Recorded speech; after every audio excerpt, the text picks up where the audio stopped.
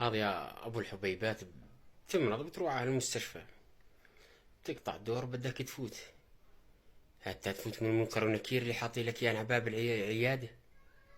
ولك بنت الناس دوري استنى شوي، وهتقدر لهاش ذنب بتحسسك انك انت جاي زي ما تقول كاب بلاك عليها، او انك انت جاي هيش بدك تتعالج ببلاش. انا دافع تامين، انا يعني مش اني جاي اتعالج ببلاش، بس تعالي بدي افوت على الدكتور.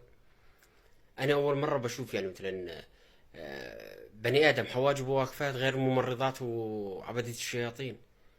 تيجي مثلا بتفوت عندها، ولا من عندها تفوت على الدكتور قارس السنين، هالادب هالاخلاق هالاحترام هلا. تفضل. بتخلص مثلا من الدكتور تشرح، بتقول مثلا بدك تسال الممرضه وين تروح الان، هتجاوبك اذا بتحسسك انك انت جاي بتشحد منها الشحده. الناس انا دافع تامين، انا يعني راتبش مني، انا بخصم علي التامين مشان انت تاكلي خبز. يعني مش ملائكه رحمه، انتم ملائكه عذاب. يعني من كل العالم ملائكه رحمه، اللي عندنا بالاردن ملائكه عذاب.